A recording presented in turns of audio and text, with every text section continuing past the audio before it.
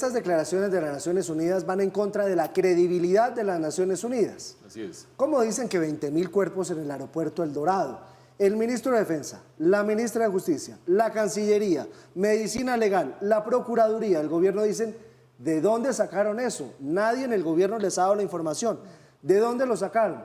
Y las Naciones Unidas ahí como que no saben qué hacer, ahora dicen que no es vinculante, que esa oficina no es de ellos, nada que ver. Hicieron una declaración irresponsable de las Naciones Unidas que afecta al buen nombre de Colombia, porque es que afuera no se dan en la tarea de verificar si es cierto o no es cierto, sino que esa noticia queda ahí como si en el aeropuerto El Dorado hubiese 20.000 cuerpos, lo cual es falso. Y los señores de Naciones Unidas no han tenido la entereza de salir a decir clarito que se equivocaron. Pero sí es muy extraño que se hayan atrevido a tanto, porque es una declaración absolutamente seria, sensible, grave, delicada, para que lo hayan hecho sin tener un sustento de nada, que claramente no lo tienen porque no lo han mostrado, simplemente dicen, no, es que nosotros nos dijeron, pero pues el gobierno nacional tampoco se enteró que esto iba a pasar y ahora dicen, mire, nunca se habló de esto en nuestras reuniones privadas y en los comités que hicimos. Ellos insisten por parte de la ONU en que eso sí se dijo. Y lo grave del asunto es lo que usted señalaba.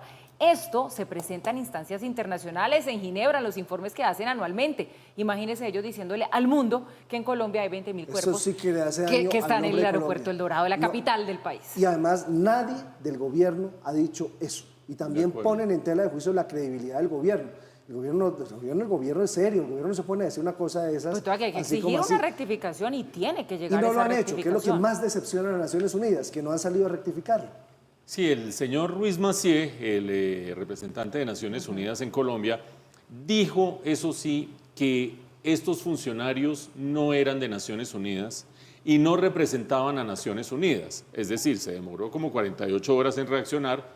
Digamos que todos quedamos en medio del estupor. Primeras 24 horas, ¿qué es esto? ¿Dónde queda el hangar? Muestren las imágenes. Después de las 24 a las 48 horas, oyendo que unos desmentían, que los otros decían que eran versiones falsas, que los otros corregían, etcétera, etcétera. Y en medio de tanta corrección y tanta rectificación, pues se esperaba Naciones Unidas. Tardó un poco el señor Ruiz Massieu, pero terminó diciendo algo que es plenamente insatisfactorio, porque dice, esa comisión no está conformada por funcionarios de Naciones Unidas. Esa comisión está conformada por burócratas internacionales, qué sé yo, nombrados por los países miembros de ese comité para control de las personas desaparecidas. Es decir, que en últimas, ¿a quién le deben autoridad? ¿A Naciones Unidas, a sus países, a nadie o qué? Al desvincularse de esa manera Naciones Unidas a través de Ruiz Massieu, diciendo no somos nosotros, no soy yo, eres tú, son ellos los que han dicho eso, sigue quedando esa nube gris que tan grave es para las relaciones de Colombia con Naciones Unidas. Naciones Unidas hace en Colombia mediciones de cultivos, hace en Colombia seguimiento del proceso de paz, verificación de ese proceso de paz, hace en Colombia verificación de asesinatos de líderes sociales, hace en Colombia evaluación de desplazados en el país.